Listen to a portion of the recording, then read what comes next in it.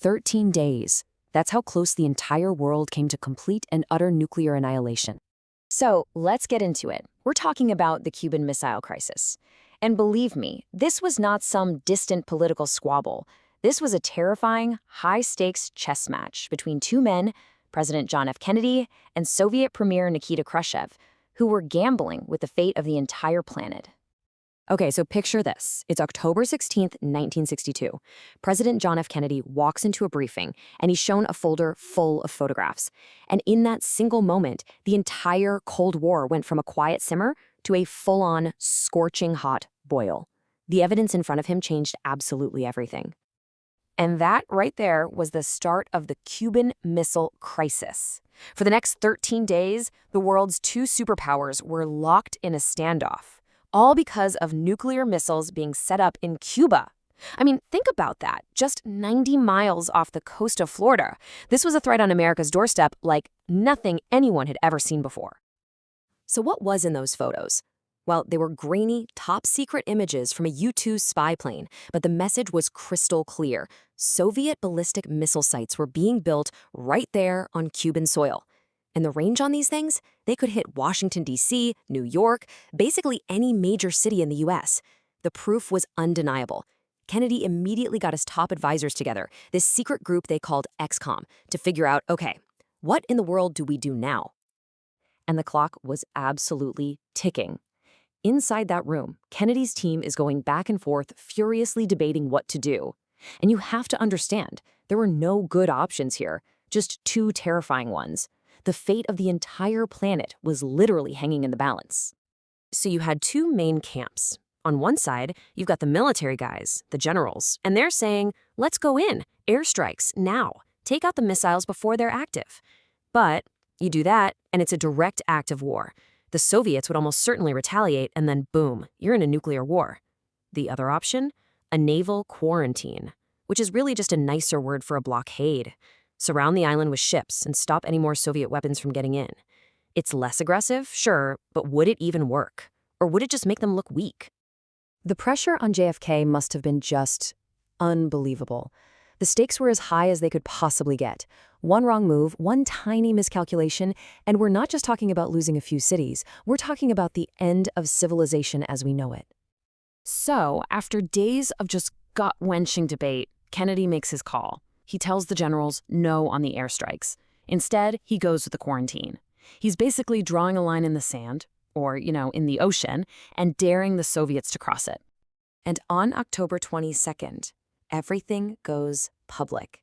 Kennedy gets on national television and tells the American people and the world what's happening. Imagine hearing that for the first time.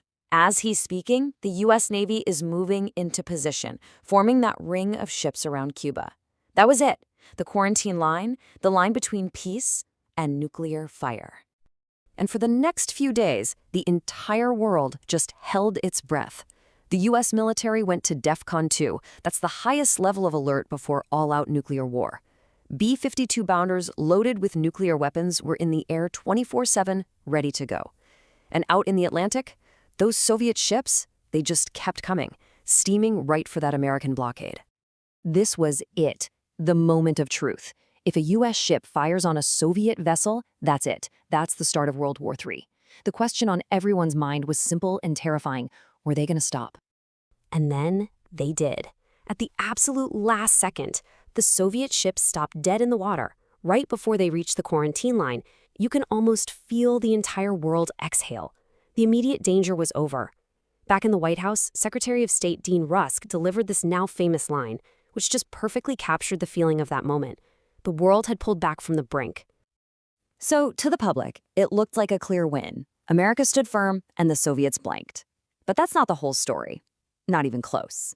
The real solution, the thing that actually ended the crisis, was happening completely behind the scenes in a series of desperate negotiations.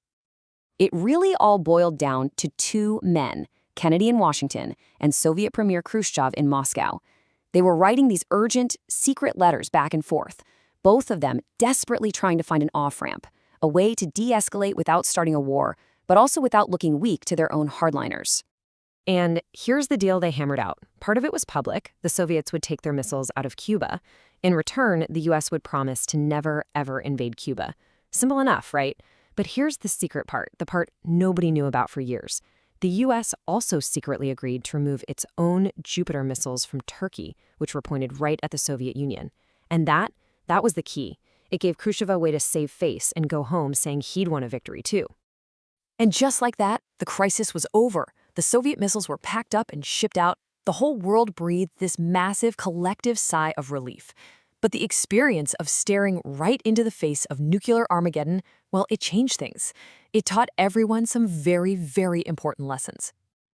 I mean, both sides were genuinely terrified by how close they'd come. So, to make sure this never, ever happened again, they set up the famous hotline, a direct, secure line of communication between Washington and Moscow. It was a stark lesson in how dangerous miscalculation could be, and it drove home one critical point. You have to be able to talk to the other side when the fate of the world is at stake. Which, brings us to today. The story of those 13 days back in 1962 is more than just a history lesson. It's a chilling warning, and it leaves us with a pretty heavy question to think about. In our modern world, with all its new challenges and new nuclear powers, have we actually learned the lessons from that time we stood right on the brink?